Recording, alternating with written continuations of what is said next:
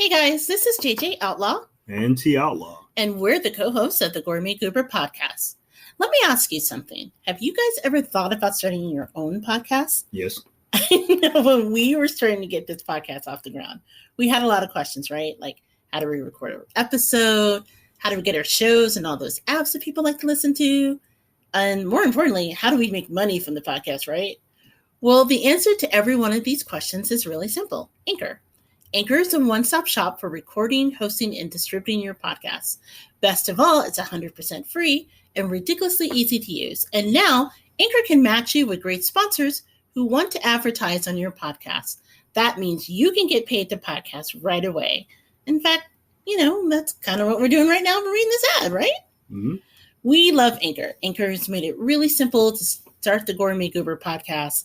It's been a great thing to use, and Big Daddy's a big fan. Yes, I am.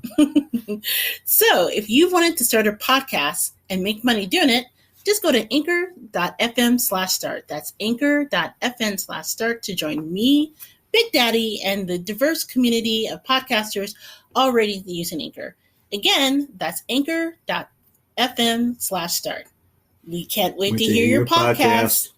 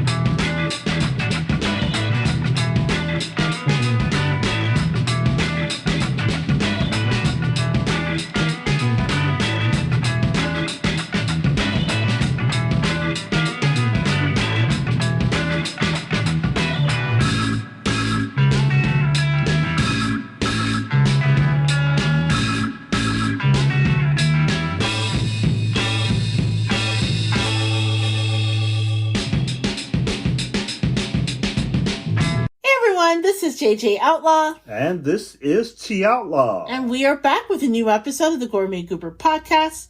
You can find me on Twitter at JJ Outlaw. That's my main place as of right now. Of course, with everything going on Twitter, we're not really sure how long that's going to function. But until then, I'm going to be there until the party's over. You can find me at Instagram at Gourmet Goober. And in every episode, I'm here with that dude, the Dark Desperado, the big man in charge, T Outlaw. Hey, how's it going? That's me. Yes. Hey, kids, you can find me.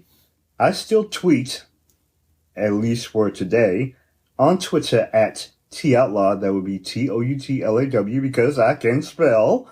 And on Instagram at T Outlaw Chelsea Wells. Yes, you can find us on Facebook, even though I admittedly hate Facebook, which is hilarious because I work in social media in my day job. I'm not sure how that works about, but if you want to go to Facebook, feel free. You can do so, and you can find us at the Gourmet Goober blog. Why, you ask? Because before we became a show, we were the Gourmet Goober of food blog based here in Chicagoland.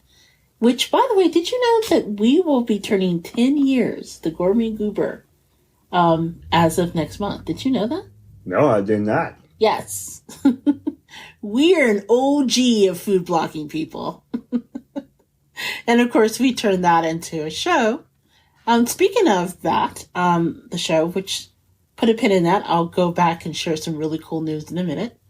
But you can also send us a line, tell us about the show, share your favorite recipe, share with us the best thing you ate this week, and maybe we'll have it in the third section of our podcast. So you can do so at thegourmetgoober@gmail.com. You can buy some swag, help keep the lights on, because we record from home. And you can do so at gooberswag.com. So yeah, we are just a one-stop shop of stuff. Yes, please be kind. Yes, please be kind. So, I mentioned the show is turning, well, the show itself is not turning 10 years, the Gourmet Goober brand is turning 10 years old, which I'm so super psyched about. For those of you who are new, because I met quite a few cool people at a podcast convention that I went to for indie podcasters, I believe last week. Yeah, and it was really, really awesome. So shout out to all of you that I had a chance to connect with. But got quite a few questions about my name and where it came from. But more importantly, they all went to my website and they're like, oh my gosh, there's like recipes and stuff. I was like, yeah, we started off with a food blog. So it's amazing to think how my life has changed over the past 10 years when I just started my little section of the internet just to document my time away from the Chicago suburbs when I moved, over the border to Northwest Indiana. But that blog has totally changed my life. I mean, it gave me a new career. It gave me an opportunity to be on television, on radio. I did food tours throughout the Chicagoland area to great acclaim. It's really amazing all that's happened because of that blog. Yes, the Goober has transferred that into a great meet and greet social experience with a lot of really cool people. Yes. And I've dragged you along the way. A few times. So, kicking and dragging. So whether or not we found ourselves judging the world's largest, what was it, the hog roast? Oh, the hog fight. The hog fight in Chicago. Yes. To getting treated to just a bowl of bacon at Fogo de Chao, where they waited on us hand and foot. That was kind of bizarre. To all the great, when season 52 was a presence here, and I was one of their selected bloggers to review, their new food items and things like that. To meeting Carla Hall and, who still Tyler, gives the best hugs. Who gives the best hugs in the entire freaking world, yes. To Tyler Florence. To, like I said, our writing career. Oh my gosh. Remember the time that we found ourselves at this black tie event for the Chicago Auto Show? Yes. And I was like, yes, I'm going to dress all nice. I had this really banging dress. And then I had this crazy idea that I was going to walk in high heels. And I was in my stocking feet in 10 minutes after I got there. And amongst a whole lot of other women. Mama don't do heels. Yeah, she was definitely she started off with the super glam, super heels. And then I think she and a whole bunch of other ladies ended up walking around like Viola Davis. Yeah, if you guys ever see, what was the name of the show, Viola? How to Get Away with Murder, right? Yes. And Viola Davis's character walking in heels, baby, that's me. That is me in real life. Once again, shout out to Viola Davis, our newest EGOT. Woohoo! That's right. She just got an EGOT with her winning her Grammy. So, yes. But yeah, every time I see that sister walk across the room in those heels in that show, I'm like, look, I'm with you. I am built for comfort, not for speed. And that includes not walking around in heels. But I've always told you, as a fan of horror, wearing flats and sneakers, as I spend my days in, are very practical. Because if you see those movies, no one in The Walking Dead is teetering around in high heels, okay? They're all wearing shit-kicking boots and sneakers because you need to run those motherfucking zombies. True. So just know, I will at least survive that part of the zombie apocalypse because I'm not in high heels. Yeah, if it was... Go ahead. No, if it was left up to the Goober, she would oh, there are zombies coming. Oh, I'm glad I have my Converse on. That's right. See, there you go. Yes. Once again, recognition to Viola Davis for her EGOT, only because I don't want Viola Davis to come for me when I talk about her walking in them damn shoes. No, I already said I do the same thing. there's no shade in my book. Okay. But the point I'm trying to make is I've had some really incredible experiences thanks to the blog. And when we decided to turn the blog into a podcast, it's really opened up a whole new set of experiences that we could never imagine. And we're so grateful for that. Including, you may notice that it's Black History Month. It is. And Apple Podcasts has chosen us to feature as Black podcast to follow in honor of Black History Month. So really? I'm really just shocked that we were selected. I am too. Especially since, some of the other podcast shows, just to give you an idea where our show sits. Okay. So if you're like me, I'm a huge podcast fan. I listen to a lot of podcasts that are hosted by people of color, particularly Black and brown and indigenous hosts, because I feel, we're part of a community that doesn't always get a lot of love when you think about who gets featured normally as podcast hosts. But a lot of the shows that I really love, the Black Guy Who Tips podcast is part of this elite group that Apple Podcasts is featuring and set across on this page. The Read, hosted by Kid Fury and Crystal West. They're the OG of podcasting in my book, and part of the reason why that we decided to take the jump and turn the Goober into a podcast. Nicole Byer, whose show is massive and is produced by, of all people, Conan O'Brien, is part of this list. So you have all of these shows that are well established, that are well produced, in the case of Nicole Byer, who has a lot of money. And then you have us. We're recording this at our dining room table as we speak. Okay, I can only speak for me, but, yes. I am very excited because, yes, I am Black. I am Black every month, I'm Black every week. But, yes, exactly. We are broke by broke. So please, y'all, buy some swag, okay? That's right. Initiate our frat. Yeah. But even beyond that, it's just amazing because it feels really good to be recognized. Because just to tell you guys what happens behind the scenes, Big Daddy and I jumping on the mic in order to record, it's just some of the things that happen to put the podcast out. So even after we're done recording, I taught myself how to do the editing.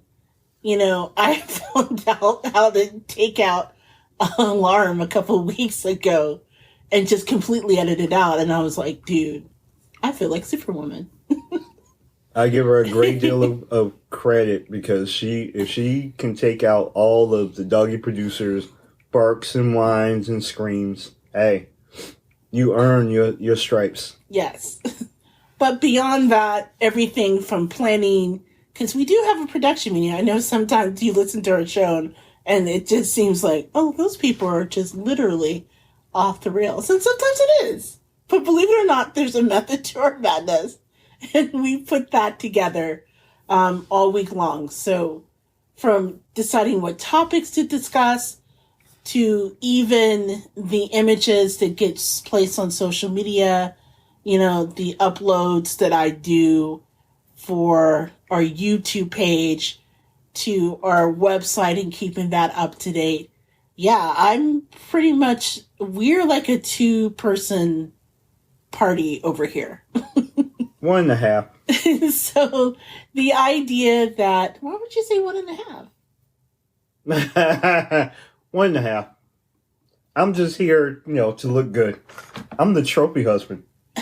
Okay. But the point I'm trying to make is there's just so much that happens behind the scenes to get the episode out.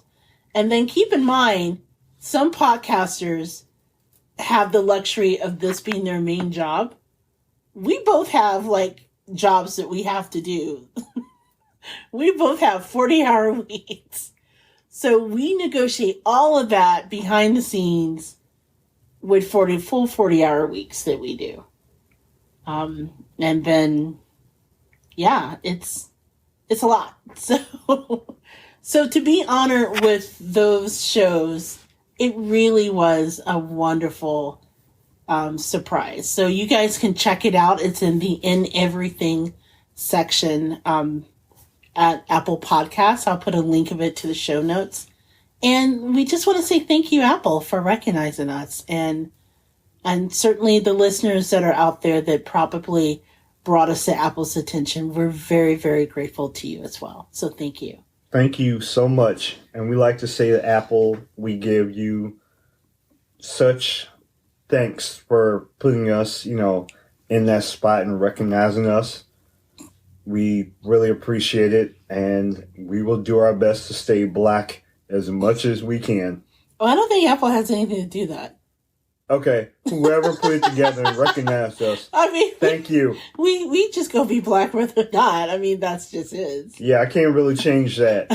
I mean, there's nothing that can help that. No, you cannot. So outside of that, how was your week, Big Daddy? My week was pretty quiet. I know that we are kind of smooth and closer to Valentine's Day, which means, I have to, go look for, Valentine's flowers. And amongst other things, but for the most part, there's one. 2, I know we got a lot of things coming up in the upcoming weeks that we need to get ourselves together and work on. But for the most part, it is just good to be alive. And in 2023, because it's beautiful out here. And we also like to give thanks for the weather for not being as crazy here as it is in other places. Oh yeah, we're happy about that. Yes. As someone who lives close to Lake Michigan and all the fabulous, lake effect snow that comes with that, very happy about the weather. Yeah, keeping our fingers crossed. It's not, I know there's been a lot of problems out in the southeast and southwest of the United States and California, way out northwest, but so far, fingers crossed, we've been blessed not to get really crazy snow or freezing rain and stuff like that. But winter is not over. That groundhog still saw a shadow, and there's still foolishness afoot that we still have to wait for. We're just going to stay quiet, and hopefully it passes by us. One. Big Daddy is mad as hell at that groundhog, let me just say. Yeah, I sincerely brought the dog out on February 2nd. And if we saw a groundhog coming out of the ground, I was going to put Braxton on work. And Braxton probably would have licked it to death. He would have chased it first. Well, yeah, that too. You wouldn't have saw no shadow that day.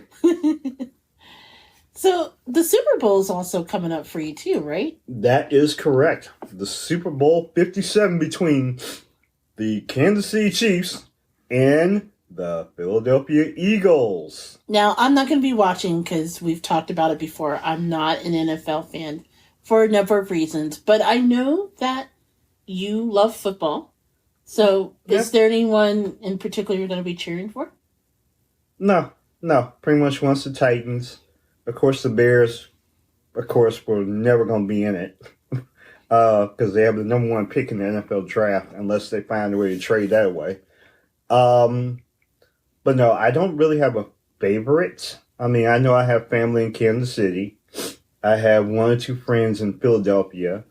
But no, don't have a favorite. I'm pretty much just going for a really good game between 2 African-American quarterbacks. Yeah, give it up. 1, but 2, hell, there's the halftime show with Rihanna. And, of course, there are commercials. So that's pretty much what I'm rooting for. Now, in terms of food, you'll actually be working though, right? Yeah, I work almost every Super Bowl. But, I usually try to make you something really nice when you're working from home, which we're both doing now, thanks to the Rona. I won't, well, not that you eat guacamole anyway. I was going to say I won't be able to make guacamole because my blender blew up earlier this week. I'm not going to ask exactly how that happened. All I know is I put the little thing down. It's one of those like bullet blenders, where you stuff everything in and you add liquid and you kind of lock it in place, and it just runs automatically for like 90 seconds or however long it's preset to do. Very loudly. Yes, very loudly. And I know that this last time when I put it on there, it ate the bottom of the blender. I guess it was just like, no, lady, not another green smoothie. I am done. So no guac or no dip for you until I get another blender. But you were telling me that you usually... Well, I know you're very particular about your Super Bowl foods, right? Yeah, technically I am. I mean, both not to all foods, but, for those who know me, know that I particularly like a lot of really good, of course, like chips. I'm not really a dip person, but I really admit that, yeah, sometimes I'll, hook up some mini corn dogs, with different sauces. Also a big fan of, getting, some really good, and I mean some really, really good, good chicken wings. I don't know. There's a part of me that wants to, consider, maybe turkey wings because, there's always a chicken wing shortage around this time of year. But, I'm always a big fan of some good wings. Well, about that chicken wing shortage, we're going to talk about the next segment, what really happened probably to those chicken wings. So if there's none in your area, we may know where they are. And that's all I'm going to say. Stick around for the next segment. Exactly. But yeah, I'm a really good fan of the wings, some good chips, some good drinks. I'm not really a person who drinks a lot of alcohol. So, always find a good, good thing to either blend or, just really get some good, things to hang out and vibe in. And for the most part, the mini corn dogs. That's pretty much my thing. What about you? You said mini corn dogs 3 times, so I think you're telling me to get you mini corn dogs. You ain't got to do a damn thing. I'm showing up and there will be mini corn dogs in the house. That's really... I'm listening to you and I'm just like, he said mini corn dogs 2 or 3 times. So really, this whole segment is really secretly telling his wife, you were getting me mini corn dogs, right? Somehow, some way, there will be mini corn dogs in the house, whether you pick them up or I pick them up. Somehow, mini corn dogs will end up in the house somewhere this weekend. Okay. So, ladies and gentlemen, I guess I'm getting mini corn dogs. I'm happy as long as there's wings. I wish they were lemon pepper Lou wings, which are the best wings in the world, I have to say. Yes. From Magic City. But yes, the adult establishment. We'll talk about that later. In the ATL, shouts out. But yes. So we know that there'll be good snacks and apparently mini corn dogs at our house. That's okay. I'm good with that. Because that's what makes the Super Bowl nice and bright. Nice. So I tell you what, why don't we take a break? Why, I guess search the internet for some mini corn dogs. When we come back, we will be talking about the chicken wings as far as 3 stories that meets the cross-section of food and pop culture. And you're going to want to stick around for the story because when we talked about it in our production meeting, we laughed literally for at least a good 20 minutes. It's one of those stories that it made us laugh initially for 20 minutes, right? And then, hours later at dinner, one of us is cutting into dinner and we look at each other and we start laughing again because it was just that hilarious. Because we stand a legend. That's all I gotta say. Hopefully you'll join us in that feeling. So you're listening to the Gourmet Goober podcast. We will be right back.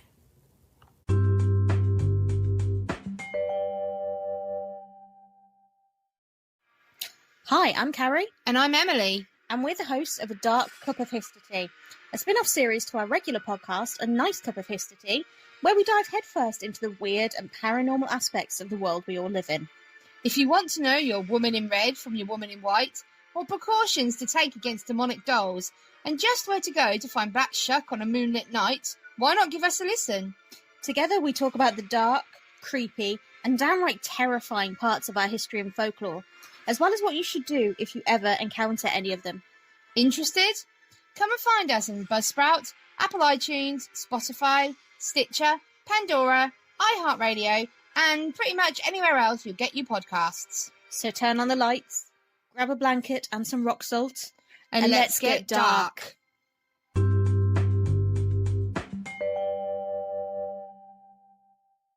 Hey everyone, this is JJ Outlaw. And T Outlaw. And we are back with the second section of the Gourmet Goober podcast.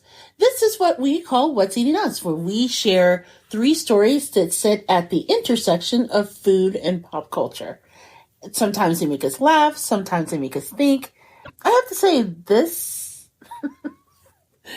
this group of stories definitely fell into the laugh section of what we once shared, that it probably was the best pre-production meeting that we've had in a long time, just trying to decide which stories to share with everybody. Because everyone is very much unique. Exactly. It's funny because we normally, just to show you how the sausage is made, when we put together the stories and what to present, we share the stories with each other all week long. Like, we send each other texts like, oh my God, you have to see this. Oh my God, you have to check this out. And we usually try to, although we're not successful. I don't know if you guys have noticed, but we used to usually try to have like a theme that ties the stories together, right? There's like a natural as to what we select. This time, they're just completely random, but we love the story so much we have to share. Yeah, connection is crazy. Yes, and the third story, I just love it because what I just discovered while I was researching the story. But we'll talk about that later, okay? So first up, we're going to talk about Oreos, which have been on supermarket shelves. I don't know if you know this. Oreos have actually been around since the early 1910s. 1910? Yes. In fact, early 1912 is the first time that supermarket shelves have saw Oreos. Really? Yeah, that's crazy. So it's, according to Food and Wine, it's been around for a long time. And so over 100 years later, it's, crazy to imagine, but they're still going strong. It's one of the oldest snacks that are out there. And they're still putting out wild ass flavors, like the Neapolitan, the Snickerdoodle, which, by the way, we never gave you the chance to try the Snickerdoodle, right? No. Big Daddy loves the Snickerdoodle. I love Snickerdoodles. Snickerdoodles are my love language. So earlier this week, or last week to be exact, Oreos decided to let people know that they are coming out with another limited edition flavor, which has pretty much been a way that they've kept the brand going and revitalized the brand for some time now. And get this, it is called the Most Oreo. Let that sink in. The Most Oreo of Oreos. It's like the most outrageous of outrageous. Well, it's like a meta Oreo. That's what they're calling it. It's a meta Oreo. Or it could be the most basic of basics. No. It's not basic. We've talked about this. I actually surprised they've not come up with this before. Okay. Okay. So what this is, which they call a meta cookie, which I love it, takes 2 chocolate flavor base cakes, which, by the way, I love it when I learn new things, kind of like the Sniglet and learning that the dust from Cheetos is called Cheetle. Right. Well, the name for the top and the bottom of the Oreo cookie is called base cakes. Okay? So they take 2 chocolate flavor base cakes, and in between they put an extra large, most stuff amount of cream filling in between it. But it's not just regular cream, Oreo cream. No. The cream has actual bits of Oreos in it. So it's an Oreo stuffed Oreo cookie. Mind blown. I thought that was full of Random Crisco. Okay. Technically, the Oreo cream is random Crisco that has other stuff in it, which is why that I choose not to eat a lot of Oreos, because even though I love Oreos, knowing what's in it and realizing that my waistline would not like it, I normally avoid Oreos. And you're right. A lot of it is what's, that cream is based in Crisco. I'm just intrigued because, Oreos are very good. Oh, they're hella good.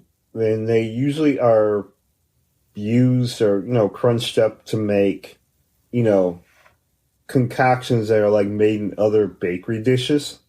But now they're we're going to, co-opt that and we're going to, make an Oreo out of the stuff that you used to make other stuff out of. We're just going to make an Oreo out of another Oreo. It's like a mystery built in a quandary, built in a maze. No. You know what it is, right? Remember that line from Tropic Thunder? I'm the dude playing the dude disguised as another dude. I'm the dude next to the other dude. No!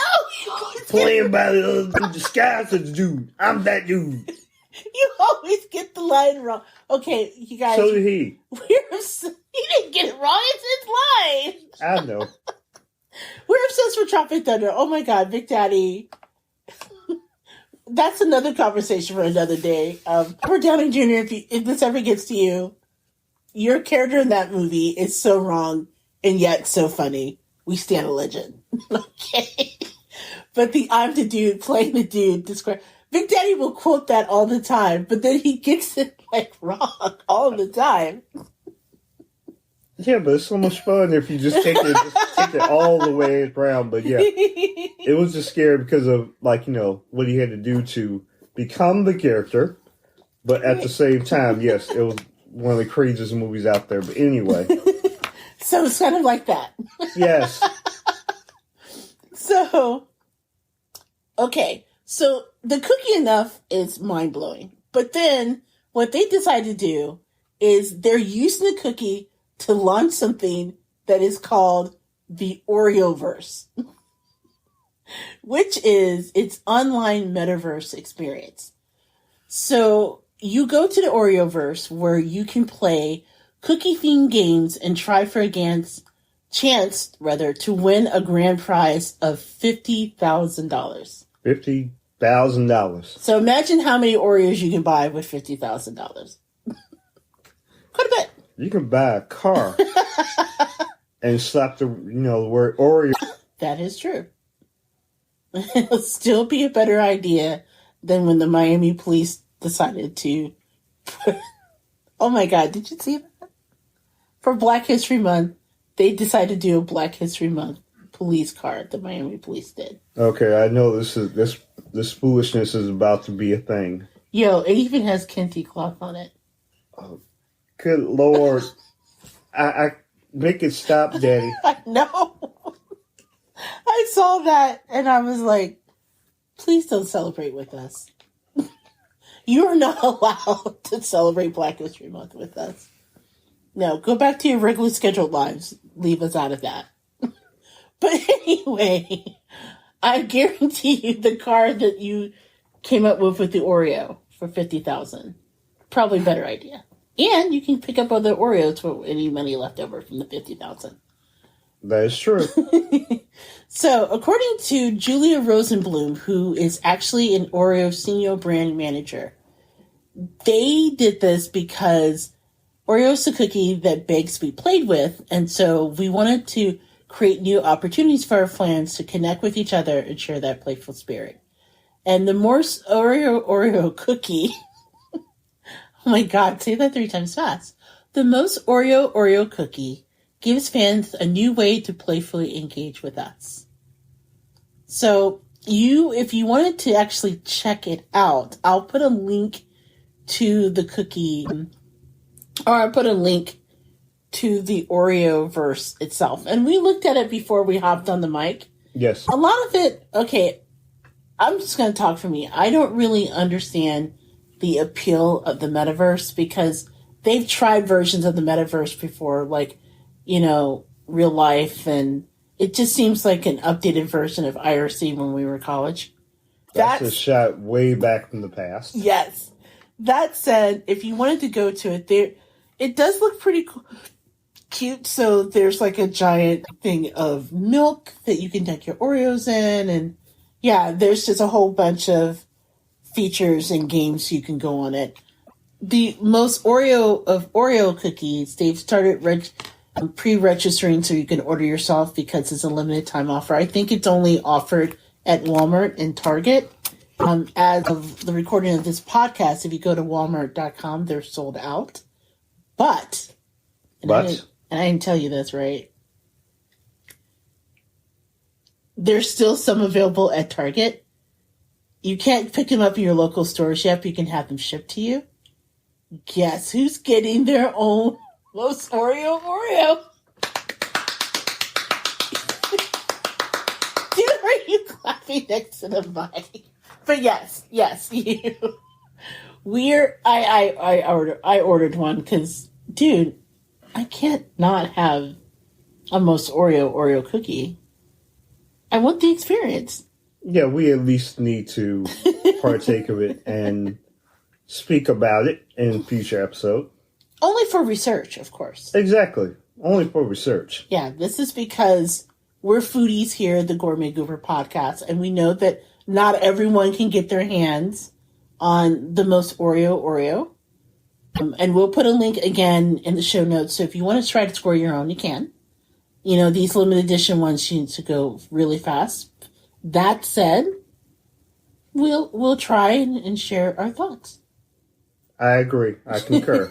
I'll tell you how I feel after I eat it. So, first of all, how do you feel about the most Oreo? And then do you think this would open up a trend, right?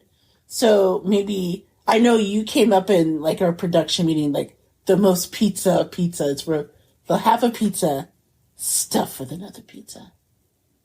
Yes. That is one of the things I have, and I know that we make fun of, I guess, other people make fun of the fact that, Chicago's somewhat famous for their deep dish pizzas. But the thing about a good pizza stuffed with something is like, you could literally stuff anything inside of a pizza. True. Very true. Yeah. Because, trust me, a lot of people have put a lot of different toppings on a pizza. So you say to yourself, make one big pizza, and you just throw the kitchen sink plus 3 other things in it. So I endorse, the most pizza of pizzas. But remember, it has to be meta, so it's not just in toppings. It has to have another pizza in it. Yes, that's why I'm going to throw a New York-sized pizza, because it's thin, inside of a Chicago pizza. Mixed in with the quandary of a California pizza. Maybe so it's like a turducken pizza. Yes. With First of all, how big would this pizza slice be? You can make jokes because, once again, you make fun of Chicago pizza, but thus it's piled higher than a lot of things that it's going to be a big pie. We're going to say that. Yes. Yeah. So I fully endorse that. But yes, I endorse, the most pizza, and the sausage of sausages. A sausage inside of another sausage. Disguised as a sausage. I believe in this sausage. They should actually call that sausage Tropic Thunder. Yes. I would endorse the Tropic Thunder sausage. The most burgerified burger. I believe in that myself. It's like a burger inside of another burger. So it'd be like a Juicy Lucy. But instead of cheese, it's another burger. That's right. And see, that intrigued our dog so much, he actually got up and he's here. Our doggy producer wants to say he approves this message. Yeah, as soon as he heard meat, he shows up. He was snoring on the couch 5 minutes ago, just to give you guys some context. As always. Which kind of challenges me because I don't know how I'm going to get rid of that. But yeah.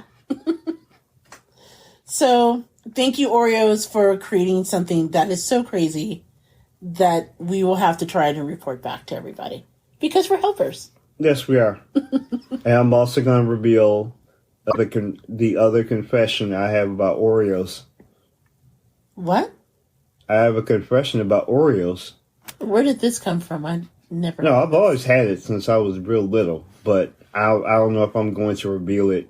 I might reveal it later on. Well, you can't just say something like that and then... I'm going to leave it hanging. Okay, we're going to talk about what's a perfect cliffhanger, what's not. Because I'm your wife and I don't know what you're about to say. Every time I'm hanging around you, I'm like I shock you. So why not add more to the tale? You know, I have to say, I'm not sure if shock is like the proper context. Cause okay, horrify.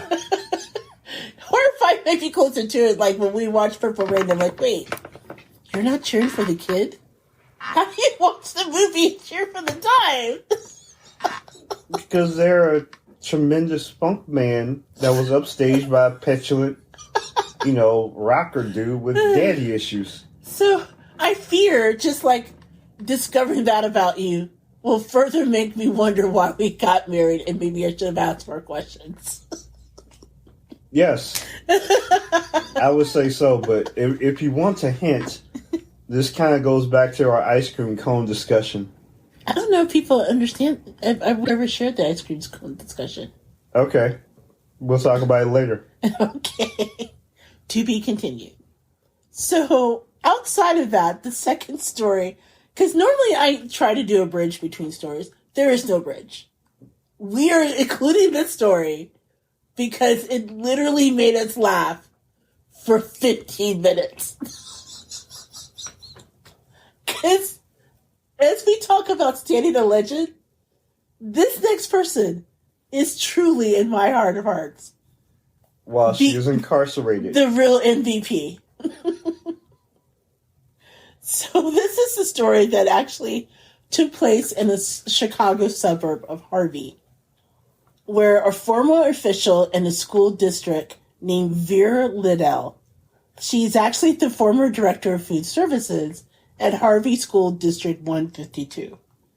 And she was recently indicted because they found that she had a very... Say it. She has a very distinct love, we think, of chicken wings. And I know you're thinking, I love chicken wings. Most of you who are out there, you've probably had a really good chicken wing, right? America loves chicken wings. Yeah, America apparently loves chicken wings so much that we reported in a previous story of our podcast during the pandemic, you might recall, where there was a shortage of chicken wings, where it was so bad that places like Wingstop, which, wings in the name, they actually stopped serving chicken wings and briefly served chicken thighs, and they rebranded themselves Thigh Stop, right? So you're probably wondering, where the hell did all the chicken wings go? Because comedian Cat Williams puts it so eloquently, it's not like you see all these chickens running around with thighs but no wings attached. Right. There are apparently wings somewhere. We just need to know where they are. Well, ladies and gentlemen, we have had that answer for you. Because Vera Liddell stole more than $1.5 million worth of chicken wings from Gordon's Food Service. Over 11,000 cases of chicken wings. That is a great deal.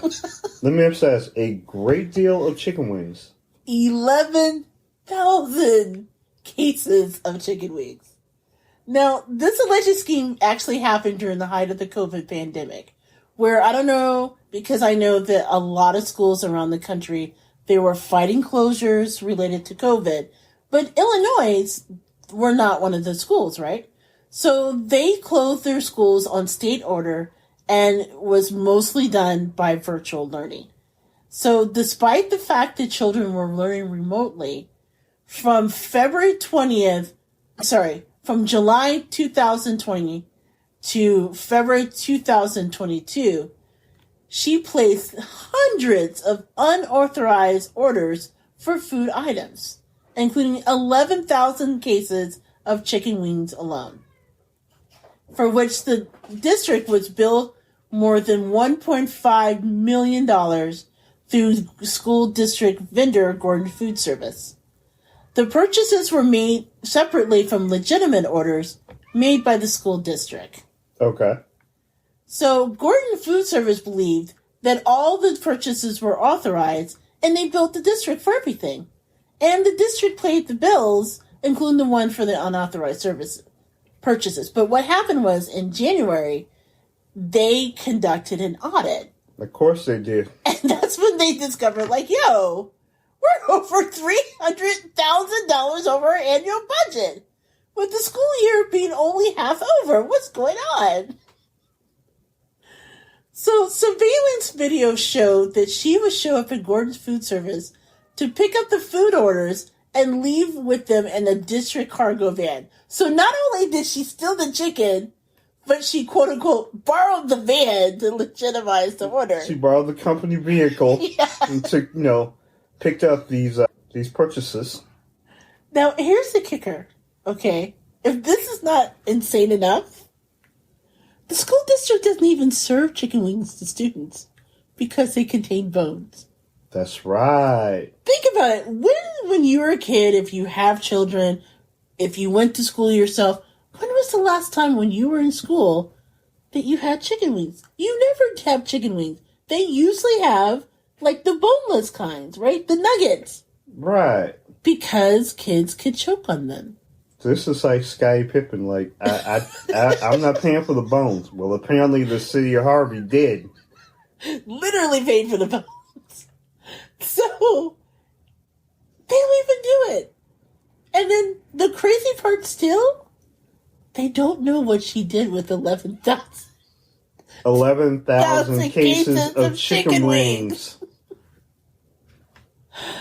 Well, apparently, I would like to believe you can't really eat 11,000 cases of chicken. Maybe you could, because we all love, eating the bones, slapping them dry in the end, like, tossing them. But, okay, I have a theory. Oh, okay. I'd love to hear this.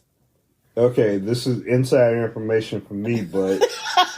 It's like Gladys at the swap meet, like Cheryl Underwood says on the talk, right? Yeah, so I might have heard from the swap meet. You know how we talk about Lemon Pepper Lou and, like, his wings? Yeah. And where those wings are sold?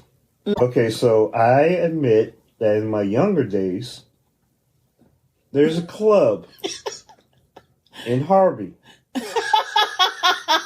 that has gone by different names, but it's a club of a certain set of establishments. I.e. an adult entertainment strip club. A striptease establishment that you might find Taggart and Rosewood at. Wait. I watched The Real Housewives of Potomac, and there's a character by the name of Mia. And they asked if Mia was a stripper, and Mia said no, I was a dancer and entertainer at a restaurant that served wings. Yes. So that is what this establishment was. If they don't get the Rosewood and Taggart line, which, by the way, I love the reference. Thank you. I'm like Captain America. I understood that reference. Which tells us how old we are. But yes, I have been to this establishment a few times in my younger days, and I have had the wings at this establishment from way back, and the wings were actually fairly decent. And of course, you just went for the wings, right? Oh no, I went to see the wings. I went to see the breasts and the thighs, and that sound you now hear is Jennifer her JJ hitting Big Daddy, amongst other things. But yes, big fan of the drums. But yes, I would like to believe that she had to supplement her income, and apparently she might have made a few purchases in order to supplement the chicken at said establishment. Oh my gosh. So, There's one thought. Although I'm wondering if maybe she just straight out sold them. Like, I can see her on the street with, like, boxes of chicken wings, underneath her jacket. And she can have me want a wing. Want to buy a box? I got a box for you. This is almost like, selling Girl Scout cookies. It literally fell off the van. Yeah. I got a box for your Super Bowl, get together. I can get you a special box. You know who would appreciate that? It's okay. What's her name's character on Avid Elementary? The one who's like really tough. Semenchi? Yes. She would probably. Wait a minute. Are we talking about Melissa? Yeah. Yeah, it's Melissa. Okay. got supplement your income doing things. See, Melissa would appreciate this. Yeah, because I'm like thinking, if you're talking about Abbott Elementary, I'm thinking like, Miss Howard probably would not go for that. That's not her thing. Miss Howard would probably be the one driving off in the bus with the wings. Let's be clear. That would be the scam she would do. Wait a minute. Wait a minute. Miss Howard would do? Not Miss Howard. Melissa. No, not Melissa. The principal. Oh, Ava. Okay. Ava would do that. Sorry, I misspoke. Yes, in a minute. Ava would do that in a minute. Ava's probably reading this go, damn, why did I think of that? Have a side hustle a week. She'd open up the elementary for wings as a wing restaurant on weekend. Yeah, that I would purely appreciate. That is definitely an Ava Coleman thing. Yes, that is Ava. Avid list writers, if you're listening, here's a freebie because we love your show. All we ask is Quanta be a guest. But yes, 11,000 cases of chicken wings. So we don't know where the chicken wings went. We now know that she's probably single-handedly responsible for the chicken wing shortage in Chicagoland. And for that, Vera Little, we stand a legend. Thank you. Even though, did we ever figure out what the state of Illinois has done with Vera? Here's the thing. Right now, Vera is awaiting trial. But as of yet, we never figured out what happened to the wings. So yeah, that is totally insane. That whole story. We had a lot of fun trying to figure out what she did with the 11,000 cases of wings. Although now that I didn't know about that Harvey restaurant with entertainment. Yeah, there's a lot of things about that club that were interesting, but at the same time, that was way in my past. I know nothing about that now. Hey. No judgment. No judgment. Dude, you're talking to someone who one time gave you Magic City wings. What was it? As a Valentine's Day present? Was it Valentine's or was it anniversary? It was anniversary. And it was one of the greatest anniversary gifts I have ever received. Yes, so clearly I have no issues with that. And by the way, ladies, if you would like to order the Magic City wings, it's on Goldbelly. That's all I gotta say. Best wings ever. Thank you, Lemon Pepper Lou. I would like to say, as a person who has received this, I would personally endorse the wings. I am a fan. And for all you ladies out there, if you want to get that, for a Valentine's Day gift for your man. Or your woman, hey. Or your woman, hey, I'm not discriminating. If they like wings, hey, whoever, they some sexy wings. They are some sexy wings. And trust me, your significant other, or that man you hanging out with, or woman, they will very much appreciate it. Yes. So, speaking of gifts, one gift that I probably wouldn't want, like my transition here, is Peeps. I think we've talked about my dislike of Peeps on the show. That said, I know that Peeps are a huge have a huge fan base. So the third story we want to talk about briefly was the passing of the person who is known literally as the father of Peeps. His name was Bob Bourne. He is actually the second generation owner of a candy company called Just Born Quality Confections. And you guys may have heard of them because they, of course, are the main and only producer of Marshmallow Peeps. But then they also produce Mike and Ike's, which we've all had, and Hot Tamales. So he passed away at the age of 98 on January the 29th. So we want to take a moment to remember him because obviously, even though I've talked openly on the show that I think Peeps come from like the third ring of hell, and I'm not a fan at all, I know enough people, and I have enough people in my life who truly love Peeps that we thought it would be worthwhile to share the story because he's a very interesting person, in my opinion. Okay. And not only did he is largely credited for inventing Peeps, but if you are like my friend from college who totally was like devoted to hot tamales, believe it or not, he invented hot tamales too. As well as, first of all, are we talking about hot tamales the candy or hot tamales as in hot tamales? Oh no, the candy. He didn't actually do the hot tamales. Okay, we just wanted to make sure we clarified. In case Tucker heard us. Tuckums. Like the tacos, who he believes that's part of, he invented that, his culture. No, he did not. No, he can't take credit for actual hot tamales, but hot tamales to candy, yes, he did.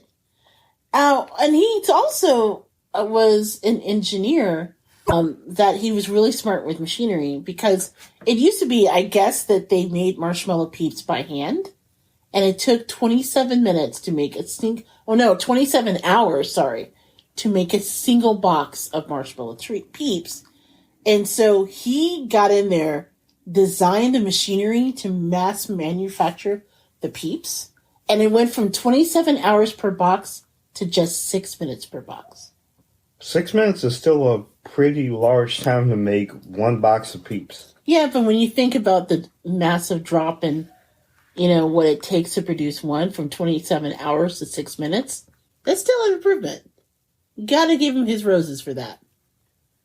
So outside of it, I guess he was well known in the community, so much so that, and this is true, I guess his full name again, it was Ira Bob Bourne. But he went largely by Bob. And in the factory where the factory is housed in Bethlehem, Pennsylvania, there is a Bob Bourne Day, which in their community officially kicks off the first day of the Easter season. Okay. Interesting.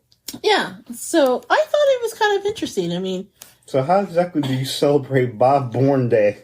You know what? That's a good question. Like, do you just go around and be like, yeah, we're just going to start, like, just overdosing on Peeps until Easter, and at that point, we're so sick of them. We're like, well, either that or we go to the dentist. Well, I figured the dentist probably celebrates that, too. I agree. I imagine Bob Bourne Day has a lot of Peeps involved. So, since he credited Peeps, yeah, it's sort of fascinating how he became synonymous with this particular candy. And the company itself, which is Just Born, was founded by his father, Sam Bourne. They've been around for over 100 years. And believe it or not, they produce all of this as far as providing the entire world with Peeps, with just 600 employees. In fact, according to the company's website, Peeps are actually the #1 non-chocolate brand for Easter for over 20 years, and it's still family run. So even though Bob is no longer with us, I guess Ross Bourne was the CEO, and then, someone named David Schaefer took over. So yes, they are just all part of this. Okay. So I guess my question is because, okay, so Peeps, as famous as they are, they basically sell more Peeps than jelly beans around Easter. Well, I don't know about that, but they would have to outside of chocolate, according to this, which is terrifying because that means that many people love Peeps. Yeah. Okay, I'm not sure why our dog is going to town on my arm at this moment. Raki, are you wanting to give your opinion about Peeps? Our doggy producer has some thoughts, apparently. So with Bob's passing, wanted to just share some interesting things about Peeps to be able to honor him and his contributions. Okay. So, for example, since Peeps have been developed, they have been known for, of course, the standard flavor, which again, in my opinion, is one of the 12 rings of hell. But people really like Peeps so much that they actually produce, just like the Oreos that we talked about earlier, limited flavors. So according to Mental Floss, the top 12 weird flavors you can get each Easter for Peeps include Blueberry Delight, Fruit Punch Peeps, also known as Red Kool-Aid Peeps, for those of us in the know. Yes. Of course, there is your standard Pumpkin Spice Peeps. I will not say a word. There are so many jokes, I just can't make them right now. I know, there's so many jokes. We're going to move on. There is a Cotton Candy Peeps, Sour Watermelon Peeps, of course, Bubblegum Peeps, which I have tried, and I wanted to punch the person who gave that to me, Party Cake Peeps, Red Velvet Peeps, Pancakes and Syrup Peeps. Okay, I would like to only ask the people who make Peeps. So when you come out with chicken and waffles Peeps, do you really want a chicken and waffles Peeps? No, I just thought it sounded good because a Peep looks like a chick, and well, either that or some kind of egg flavored. Okay, never mind. I'm going off on a bad tangent here. I was about to say, it would be disturbing to have a chicken and then just have a piece of wing or a leg or thigh be the chicken and waffle. I don't think that's going to work very well. I'll just take flavor. There's a caramel apple Peeps, sweet lemonade Peeps, and they have a mystery flavor. Okay, wait a minute. A mystery flavor. Yes, each Easter season, Peeps release a selection of just plain white Peeps, challenging customers to guess the flavor. So if you wanted to pick up your box, they come out exclusively at Walmart. And what happens is you can even tweet to Peeps at at Peeps brand using hashtag mystery Peeps. And then you can share your thoughts on the flavor. Again, I don't want to look. They all taste like ass to me. So I don't even want to talk about that. I don't know. Maybe they're making Peeps inside of other Peeps. Disguised as Peeps. Okay, you know what? I love it. That's the closest that you've ever got to the actual quote. So yes. So, just so you know, Peeps, like I said, was once made by hand. Did you know the first Peep actually had wings? So the candy manufacturer wanted to update their look. And this has actually come from the Farmer's Almanac, which also has facts about Peeps. According to their maker, the number of Peeps produced every year if they are lined up would circle the Earth twice. That is a lot of Peeps. That is a lot. That's a terrifying amount of Peeps. But then, of course, you could take all these Peeps, put them together, and make flotation devices out of them.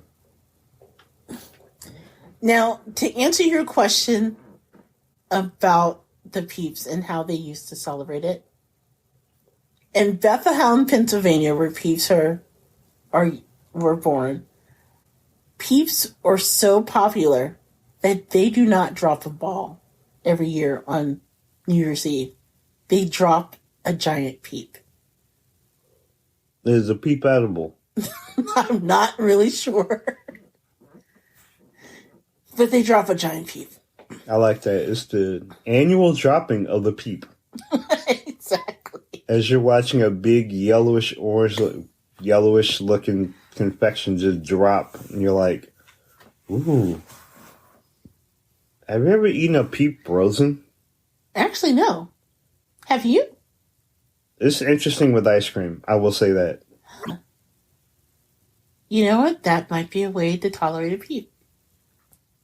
Speaking of eating Peeps, did you know that 2/3 of people who eat Peeps bite the head off first? And people actually do eat them frozen a lot, along with microwaving them, getting them stale first, or apparently this is really popular, believe it or not, putting them on pizza. Why? I don't know. I mean, okay, I'm always good for whatever, but like, I think every pizza I have ever had, with very few exceptions, has always been savory of some sort. Now I'm intrigued what adding a Peep to a pizza would do. You know what? I would almost try that. Because think about, over the years, all the sweet and savory connections that we have done. Like chicken and waffles. Oh, no. Like, remember the time that we made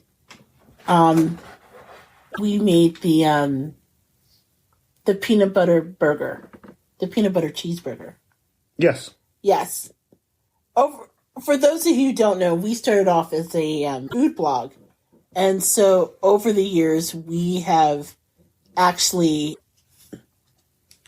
tried some interesting pairings, which you can actually discover if you go to the gourmetgoober.com. But we have done a lot of unexpectedly sweet and savory things. So why not add a Peep to a pizza? Because my answer to that would be like, it would come across as the seventh ring of... The seventh ring of hell. Ooh. No, I can't do it. I'm sorry. The last thing I just wanted to point out, and this goes back to what I said before. Well, actually, there's two things. One, if you hate Peeps like me, in researching the story, just so you know, there are Facebook groups that are out there that are dedicated to hating Peeps. And there's actually a working hashtag that can be found on Instagram, tagging photos of marshmallow Peeps meeting their demise. So you can use the hashtag Peeps Massacre and amuse yourself by all of the various ways that people have taken joy in fucking up Peeps. So to those who produce that content out there, thank you for the laugh. But okay, I fully endorse this. At least the latter. The other thing that's interesting to know is the maker of Marshmallow Peeps, this Just Born candy, they are known for one more thing. Okay, what's that? They manufacture sprinkles. Sprinkles! Yes. I love sprinkles. So if you've ever had sprinkles on an ice cream cone, a cupcake, you can thank the people at Just Born who actually invented the sprinkles. Or, as they are known to them... In New England? Yes, because sprinkles are not the real name of sprinkles. Oh. They're called Jimmies. I'm sorry. Jimmy's. Jimmies. Like Fallon, like Kimmel. Yes. Like Stewart, like Carter. Yes. And this is funny because when I shared this with Big Daddy, we're the generation where let's just say we were around for the early days of hip hop.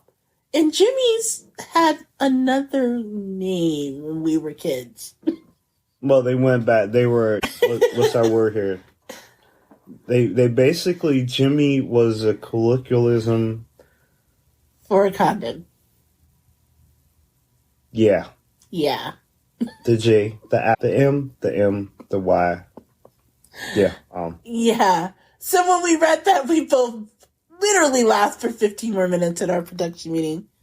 And figuring out that perhaps the name went from Jimmy's to Sprinkles because, in certain hoods across the country, telling people that we're going to put Jimmy's on your ice cream probably didn't go as well as they thought it would. But if you're in New England, apparently that's what they call sprinkles. Jimmies. Which tells me a lot about New Englanders. Why, yes, I'm pretty sure they were not consumers of the early days of hip-hop. Otherwise, they probably would have changed that. Yes. Fully. I tell you, there would be no easier way to fuck some things up by putting the actual Jimmies, as we know them, on a cupcake. Now with Jimmy's. That would go so wrong so quickly. Yes.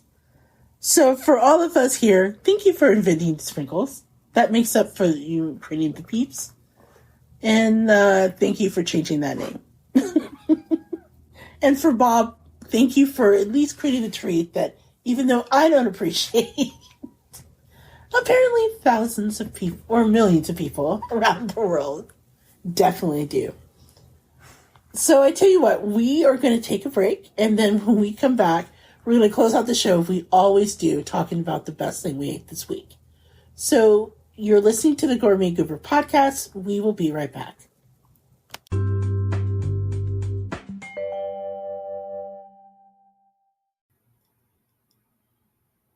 Hey guys, this is JJ Outlaw. And T Outlaw. And we're the co-hosts with the Gourmet Goober podcast with a very important question.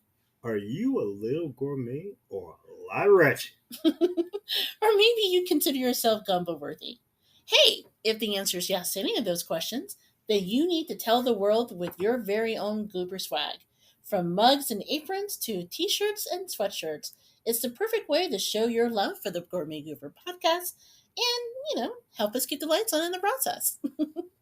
So if you are a little bit gourmet and a lot wretched, head on over to gooberswag.com, that's gooberswag.com, and get your very own Goober gear today.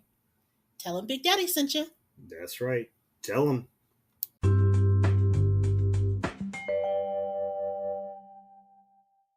Hey everyone, this is JJ Outlaw. And T Outlaw. And we are back with the third section of the Gourmet Goober podcast called The Best Thing We Ate This Week. That's where we share recipes, restaurants, our favorite places, everything in between, whether it's a food truck, a hole-in-the-wall dive, you name it.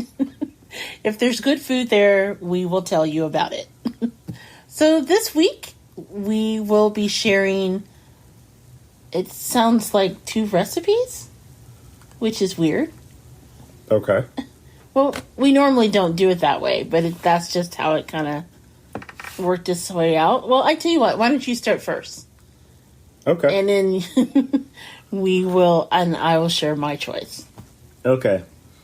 The best thing I ate this week kind of came about because the Goober had asked me about some bacon that she had in the refrigerator that was towards the end of its... It needed, to be used up before it started changing condition. So she said, hey, we can do this or that. And I'm like, okay, I'll just kind of thumb around the internet and see if I can find something that was semi-healthy. And, of course, me being the most semi-healthy, I just kind of came across this one random recipe for garlic rice with bacon bits that I just kind of threw together with the bacon and a little bit of broth. I kind of threw it together real quick from the recipe. I fully admit I'm very bad with recipes, but I just kind of got it together. Went in the kitchen, decided try not to burn it down, and I came across something that was actually very, very good.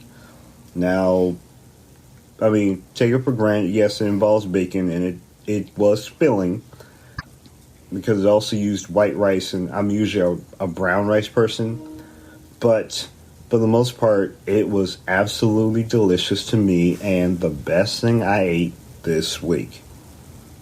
No, it was really, really great. I have to say, it was a side dish, but we ate more of it than the rest of the meal, because I know you served it with vegetables and a couple other things, but...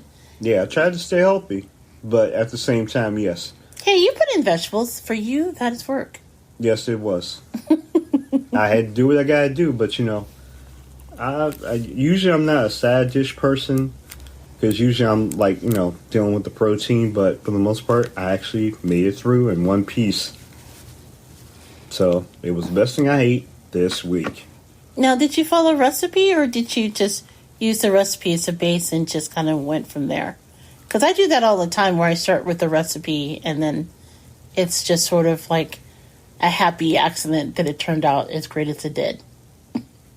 We'll go on the happy accident part of the program.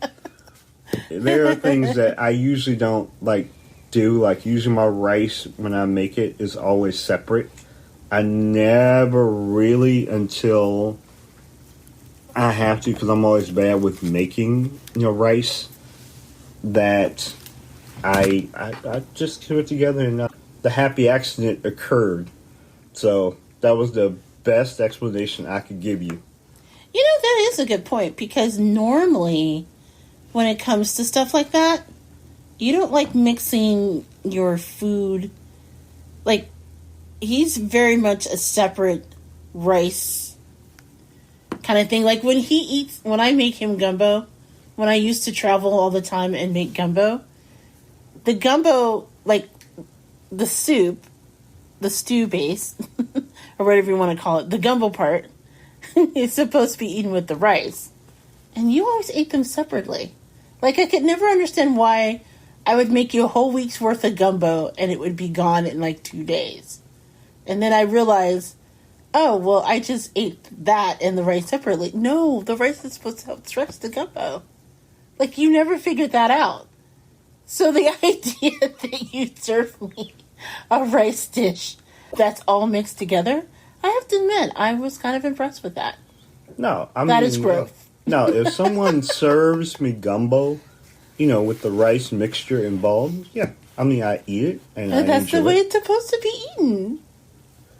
So anyway, in terms of gumbo, yes, pretty much if it's served to me mixed together, then yeah, I eat it and I enjoy it. But if putting together in a container, if there's rice over here and then there's gumbo over here, somehow as you would say, the soup or the stew and the rice kind of stay separated, because I'm a military man who's never been in the military, and I like military meals. I like the separate but equal. Okay, portions. LL Cool J from Toys, we get it. Exactly.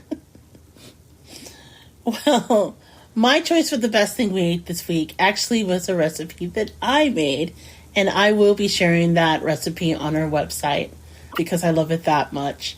I don't know if you guys are a fan of gnocchi. Gnocchi is something that I love, but you have to have it prepared in a certain way for me to really get into it. I actually came across a packet of gnocchi because we subscribe to Imperfect Foods. I think I talked about this on the show, where the idea with Imperfect Foods is there's stuff that is close to the end of their shelf life.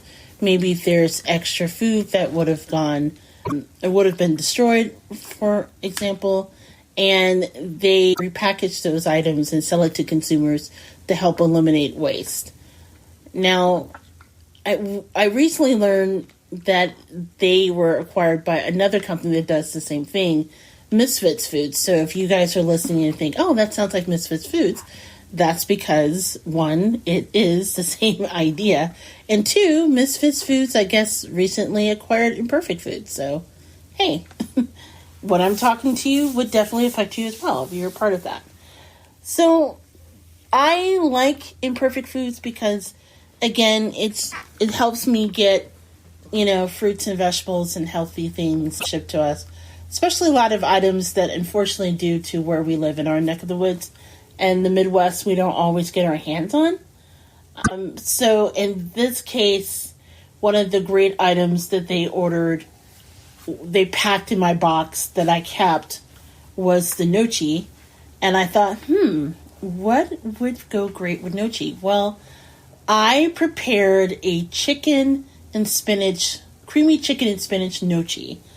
And it was really a great recipe. Again, I'll share it. The fabulous thing about it is you can prepare it all in one pan, which is heaven sent because I make dinner every night and it helps me not leave the kitchen look like a tornado went through it. Or at least tries to anyway. Really simple ingredients. We're talking about heavy cream. I added the original recipe I saw. It was supposed to be for mushrooms, but Big Daddy's not a fan of mushrooms. So I substituted mushrooms for chicken. And then I threw in some spinach that we had on hand, which I normally use the spinach for smoothies, but my blender blew up, as I mentioned earlier. So, yeah, it was sort of a good amalgamation of just really clean ingredients, and it turned out really well. And, of course, I topped it off with some shredded Parmesan cheese. It was really heavenly. So heavenly, in fact, I had some for breakfast this morning. I just went ahead and said, forget it. It was that good. Nice. Even Big Daddy, who is not a gnocchi fan, Nope. you ate the heck out of that. I did. Which I was really impressed. I was just like, wow, it is Big Daddy approved. Yeah, it's kind of like Mikey, you know. I kind of gave my approval in the corner, but at the same time, I was very, very impressed. So, yeah, I just am proud of that recipe. And it's just something that, it's very quick and easy to put together with stuff that you most likely have in your pantry or in the freezer. And, the best part, like I said before, it was done in 30 minutes. So, it's rare that we both have recipes that we both make. Yeah, like the it's ones we very make rare. ourselves. Very rare for me. Like, my recipe is like, I can play the baseline, but, I will go on so many different variants and strains because it's just, it's sight on, you just kind of go with the feeling that the ancestors give you. If they say season, I season. If it just doesn't look right, I just kind of don't do it. Okay, well, on that note, I just wanted to take an opportunity to say thanks again for listening to the Gourmet Goober podcast. Big Daddy, where can they hear you? Or where can they catch you online? Okay, you can find me online at T Outlaw. That would be on Elon Musk Twitter. And you can also find me on Instagram at T Outlaw Josie Wells. And hopefully both of those recipes will be available online for your consumption. Yeah, they'll be online on our website at thegourmetgoober.com. By the way, you can always drop us a line at thegourmetgoober@gmail.com. That's where you can share your own best thing you ate this week and maybe hear it on the show, thoughts on the show, feedback, anything you want. That's the place to do it. Also, you can find us at Facebook, like I said earlier, at the Gourmet Goober blog, because we started off as a blog. And, of course, you can always reach me, JJ Outlaw, at JJ Outlaw on Twitter and at Gourmet Goober on Instagram. Yes. Oh, one last thing, because I know that if you follow our Instagram page, our official doggy producer, Braxton, has been doing kind of an Instagram takeover where he has been posting on the site. Wait a minute. This dog didn't have thumbs. Yeah, but hey, our dog is very, very popular on the gram, just so you know. Okay. So, those of you who inquired, no, he does not have an Instagram page yet. Although he may soon, because, we got to take care of our viral superstar over here. Oh, good Lord. But in the meantime, for all you guys listening, thank you so much for being a part of the Gourmet Goober podcast.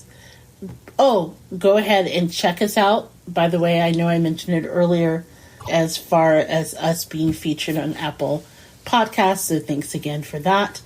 And we'll put the link in the show notes as well. So until next time, happy eating. Happy eating.